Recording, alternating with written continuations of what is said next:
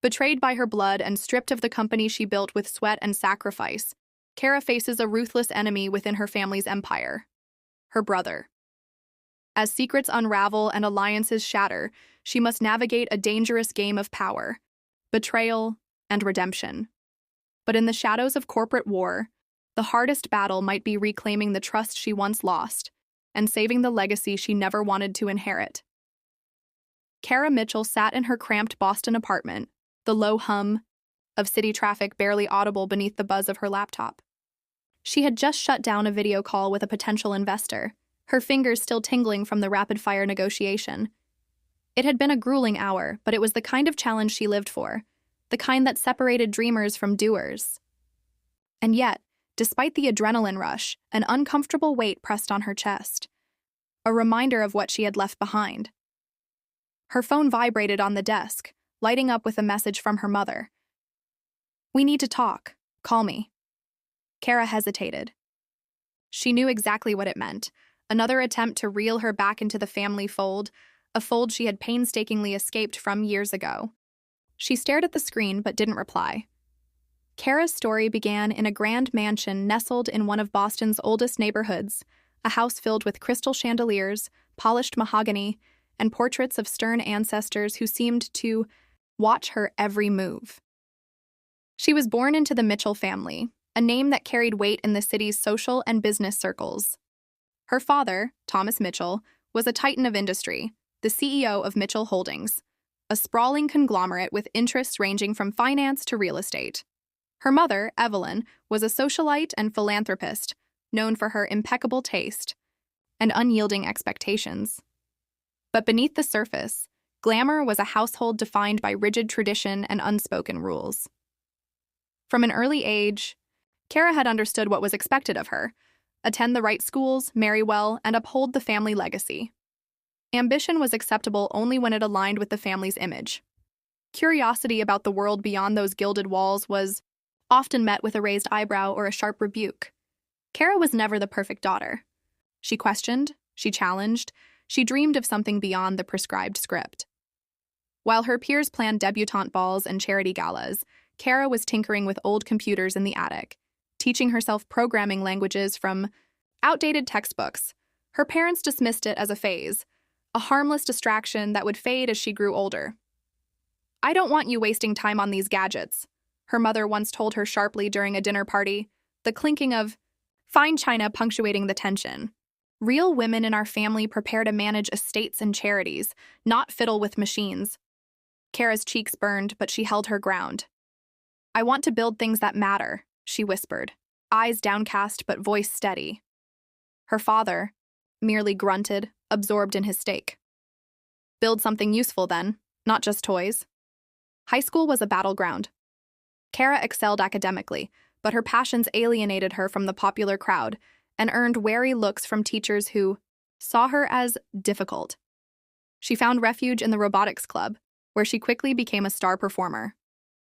Yet even there, she felt the sting of being underestimated, a girl expected to fail or, at best, play a supporting role.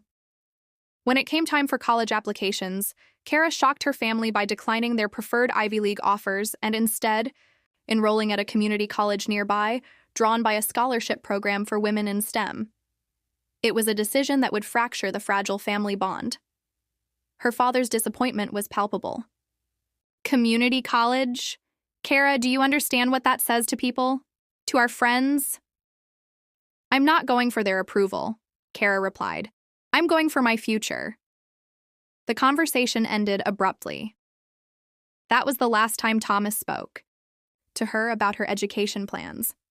The years at community college were some of the hardest Cara faced.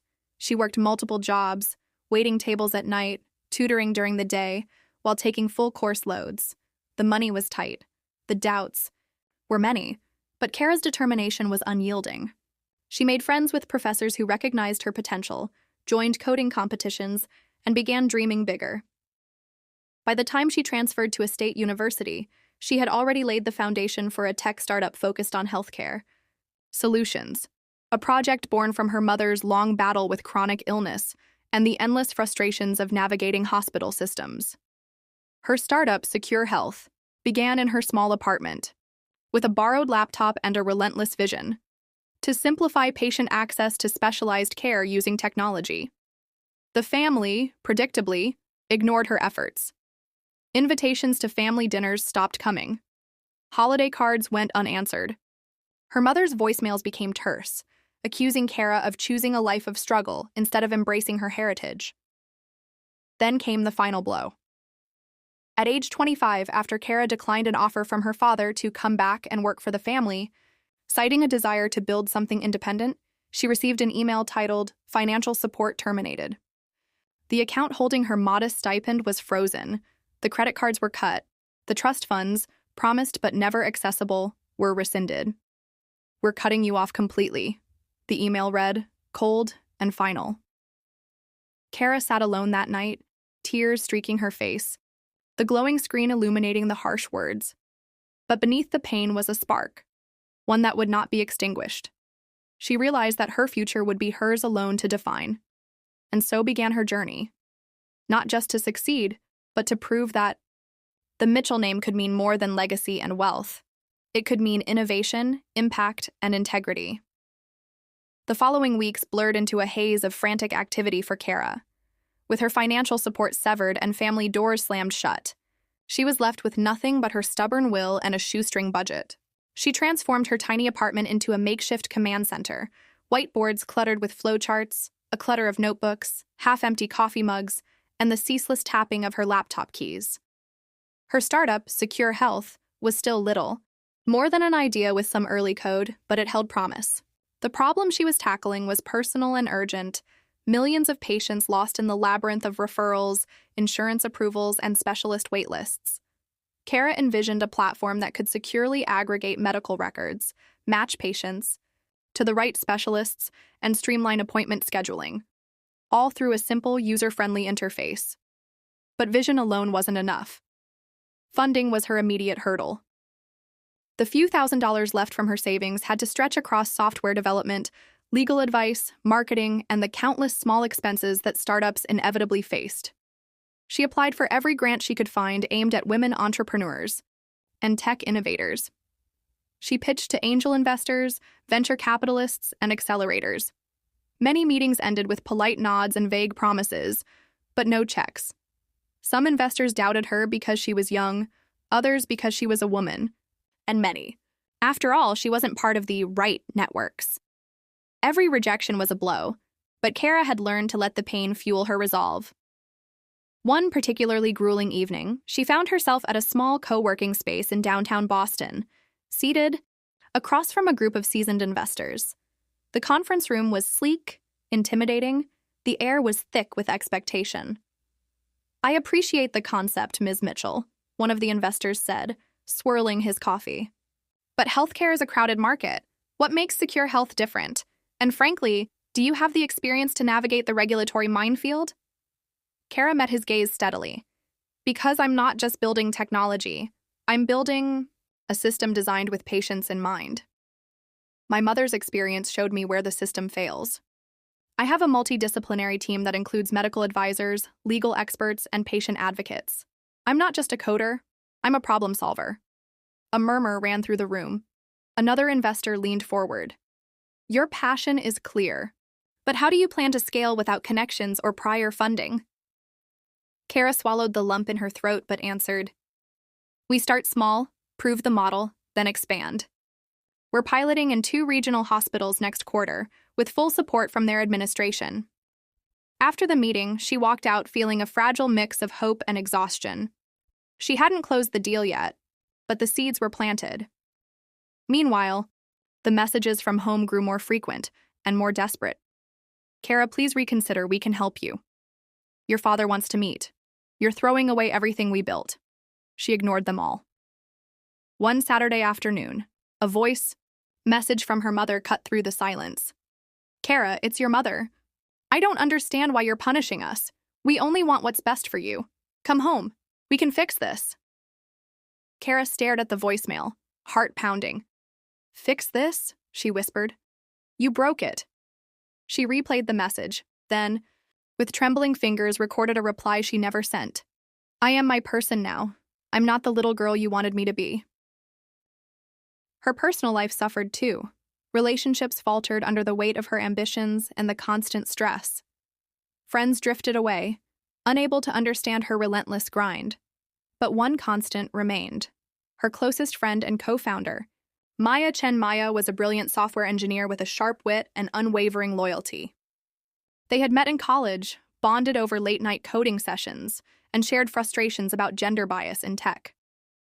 "Maya, I'm scared," Cara confessed one night, their office bathed in the cold glow of computer screens. "What if I fail? What if I never get past this?" Maya smiled, brushing a strand of hair behind her ear. "Then we fail better. We learn. We try again. You didn't come this far to quit now." Cara nodded, the knot of anxiety loosening just a bit. As winter melted into spring, Cara's efforts began to bear fruit. A small pilot launch at a local hospital showed promising results. Patients reported better communication, shorter wait times, and more coordinated care. Word spread, and a modest grant from a healthcare innovation fund provided much-needed breathing room. But success attracted attention, not all of it welcome. At a regional tech conference, Cara encountered an unexpected adversary, her brother, Nathan Mitchell. Nathan was the golden child, the one who had stayed within the family's orbit, climbing the corporate ladder in Mitchell Holdings' subsidiary companies. Handsome, charming, and confident, he embodied everything Cara had rejected. Their encounter was icy but charged. "Cara," Nathan said smoothly, "I hear you've been making waves. Funny, you never asked for our help." "I didn't want it," Cara replied coldly. "I'm building this on my own." Nathan's smile was thin. "Your father's worried about you, about the family name. You're treading dangerous waters." Cara met his gaze, unflinching. "I'm not interested in protecting the family name.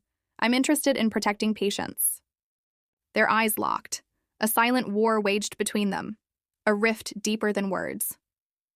That night, Cara lay awake, the tension of the day weighing on her. Her phone buzzed again, a message from her mother. "Nathan and I talked. We want to meet. Please. For the family." Cara's fingers hovered over the screen. She knew that meeting them meant stepping into a battlefield of expectations and disappointments, but she also knew this was just the beginning. The Mitchell estate glittered with its usual opulence, but for Cara, every polished surface reflected the fracture lines running through her family. As she walked through the grand entrance, the echo of her footsteps seemed to resonate with memories she had tried hard to bury. This was a world of privilege she had rejected years ago. And yet here she was, pulled back into its orbit by a fragile hope that some wounds could still heal. Nathan was already waiting in the sunlit drawing room, leaning casually against the marble fireplace. His smirk, sharp and practiced, was a challenge and a reminder of every past slight between them. Their mother watched silently from a velvet armchair, poised and distant, while their father's stern gaze fixed Cara with an intensity that made her skin prickle. Her mother's voice broke the heavy silence. "Cara, this startup of yours, do you truly believe you can change the healthcare system by yourself? The world we live in doesn't work on ideals alone." Cara squared her shoulders. "I'm not trying to change the whole system overnight, but I'm building a platform that empowers patients and doctors to communicate more effectively. That's real progress." Nathan laughed, cold and dismissive. "You're naive. The system protects itself. You don't have the connections or the capital. Without us, you're doomed." Cara's heart pounded, anger and pain mixing in a fierce determination. "Maybe, but I'd rather fail on my terms than live in the shadow of your corruption." Her father's jaw tightened. "You're making a mistake you'll regret." Cara's eyes burned. "The only mistake would be if I gave up now." The meeting ended in a stale silence, the chasm between them growing wider rather than smaller. But Cara left feeling more resolved than ever to prove her worth, not just to her family, but to herself. Back at her modest office in the city's innovation hub, Cara and Maya pored over the pilot program's latest data. The platform's usability had improved significantly, and patient satisfaction scores were climbing. But the looming threat of corporate interference cast a long shadow. The nonprofit partnership was a beacon of hope. Dr. Elias Grant was more than an ally. He was a mentor who understood the nuanced challenges of healthcare reform. Over countless coffee meetings, he helped refine the platform's features to better serve marginalized communities. "Cara," Elias said one morning, scrolling through a presentation. "This could be a turning point, but you'll need a solid legal team to protect your data and intellectual property. The bigger you get, the more eyes you'll attract." Maya nodded in agreement. "We're stretching ourselves. Thin as it is," Cara sighed. "I know, but I can't afford to slow down."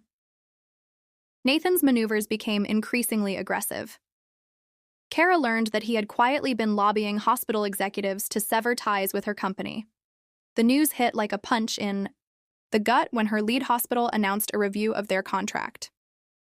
One evening, as Cara worked late, her phone buzzed with a terse message from the hospital administrator. "We need to talk. Urgently." The following meeting was tense. The administrator admitted pressure from powerful interests who wanted the pilot project scrapped. "I'm sorry, Cara. This isn't about performance. It's political." Cara's hands clenched. "Then we fight. Together." Meanwhile, Cara's relationship with David was fraying. His calls and texts grew less frequent as her time vanished into endless meetings, troubleshooting, and crisis management. One night, David showed up unannounced at the office. "You're not answering your phone," he said, voice low and hurt. Cara looked up, weary.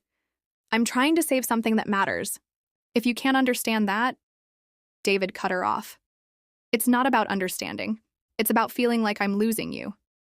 Tears welled up in Cara's eyes. "I don't want to lose you either." But the distance between them was growing, fueled by unspoken sacrifices and competing dreams. At the same time, Cara's mother reached out again, this time with a warning veiled as concern. "Be careful, Cara. Nathan's tactics aren't just business. He's playing dirty." Cara nodded, the weight of family betrayal settling heavier than before. The data breach at the pilot hospital was a cruel twist. News spread rapidly on social media, with speculation and fear swirling. Though Secure Health's platform was untouched, public confidence wavered. Cara became the face of the crisis, holding press conferences and participating in interviews, her voice steady despite the storm inside. In the solitude of her apartment, exhaustion and doubt gnawed at her resolve. Old photos of her childhood, smiling faces, family holidays, moments of innocence, reminded her of the life she left behind and the battles she had yet to face. But as dawn broke over the city skyline, Cara made a silent vow. She would not be broken. Over the following weeks, Cara's world accelerated. She negotiated with lawyers, fortified cybersecurity measures, and rallied her small but growing team. The nonprofit partnership blossomed, bringing new funding and outreach programs. But Nathan's shadow loomed larger with each step forward. Cara discovered evidence that he was orchestrating legal challenges and media smear campaigns designed to undermine her credibility. Late one night, Maya burst into Cara's office, breathless and anxious. "They're trying to freeze your accounts," Maya whispered. "We need to act fast." Cara's eyes blazed with determination. "Then we fight, no matter what it takes." Amidst the chaos, a rare moment of quiet arrived. Cara called David, hoping to bridge the growing divide. "Can we meet?" she asked softly. He hesitated. "I want to believe in us, but things are breaking." Cara's voice cracked with emotion.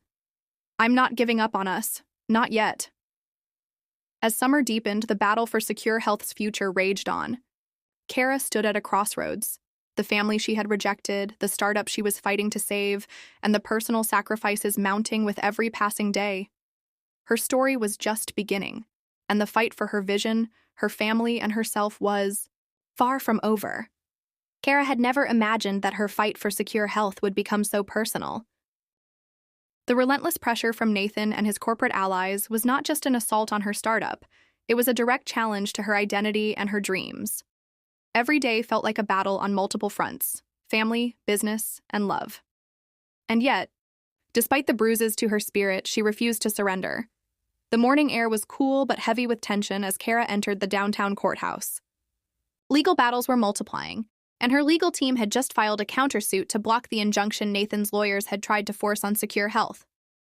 Opposite her, Nathan's smug smile masked the ruthless strategies his team was deploying, behind closed doors.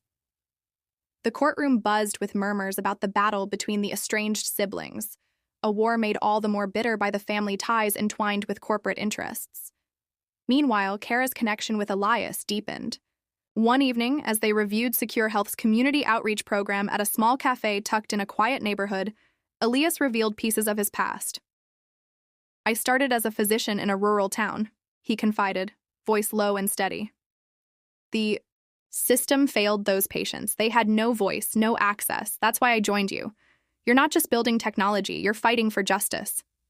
Cara looked at him, grateful for the understanding she rarely found. "It feels like I'm fighting a tidal wave. Sometimes I wonder if it's even worth it." Elias smiled gently. "It is. You have more allies than you think." Back at Secure Health, Maya was a whirlwind of energy, rallying volunteers and coders alike to strengthen the platform's defenses. Her sharp mind and fierce loyalty were Cara's greatest assets, but even Maya had her struggles. The pressure of the legal battles was taking a toll on her health, and the long hours were fraying the edges of her usually unshakable optimism. One afternoon, Cara found Maya collapsed at her desk, pale and exhausted. "You have to slow down," Cara insisted, helping her up. "We need you at full strength." Maya shook her head stubbornly. "There's too much at stake." The personal cost of the fight was becoming impossible to ignore. David's distance grew wider, their conversations strained and brief. One rainy evening, David showed up unexpectedly at Cara's apartment. Their reunion was bittersweet. "I'm scared," David admitted, the rain soaking through his coat. "Scared of losing you to this fight." Cara pulled him close. "I don't want to lose you either, but this is who I am." They clung to each other, both aware that love alone might not be enough to bridge the gap between their worlds. Then came the leak. A whistleblower inside Nathan's company approached Cara with damning evidence, documents, revealing that Nathan's campaign to undermine Secure Health included plans to buy out their major hospital partners and spread false negative reports about the platform's security. Cara's world tilted.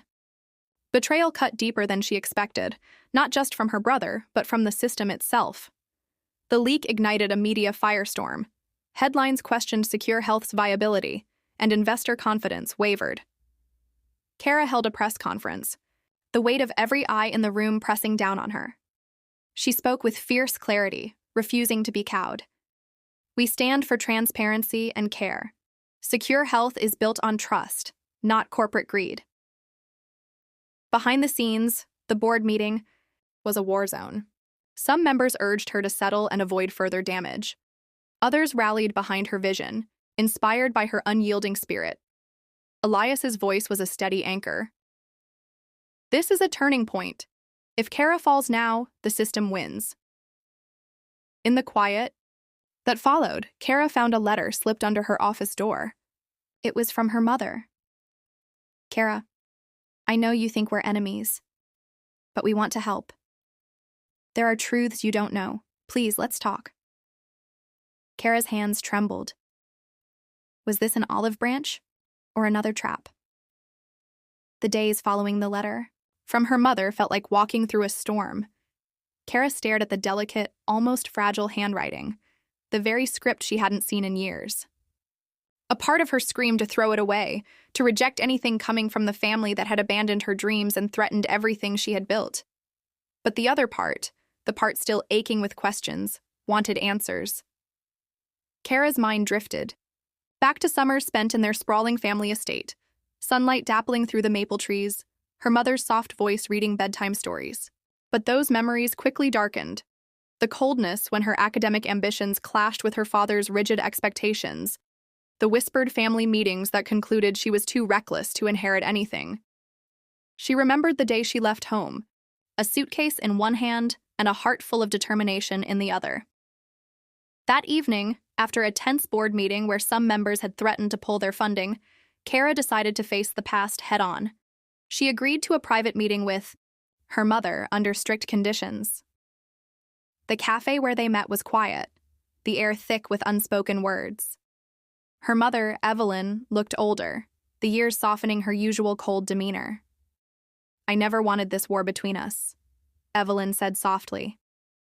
"But your father, he's lost sight of what matters." Cara's eyes narrowed. "And you? Why now?" Evelyn sighed. "Because you're right. Secure Health is more than just a company. It's hope. And if your brother destroys it, he destroys a legacy that should belong to all of us." Evelyn revealed long-hidden truths. Nathan's ruthless business tactics were partly driven by desperation. His department was hemorrhaging money, and he feared losing control over the empire. She confessed that the family fortune was built on shaky ethical grounds, with questionable dealings that Cara had unknowingly stumbled into. "But there's still a chance," Evelyn added. "You can expose the corruption, save Secure Health, and maybe even mend our fractured family." With her mother's inside knowledge and Elias's unwavering support, Cara devised a strategy to outmaneuver Nathan legally and publicly. Maya worked around the clock, uncovering digital proof of Nathan's sabotage efforts. David, though still wary, recommitted to Cara, lending his legal expertise to the team. Together, they prepared for the showdown, an explosive shareholder meeting that would determine Secure Health's future. In a packed conference hall, tensions crackled like electricity. Nathan arrived, confident and arrogant, ready to deliver his coup de grace.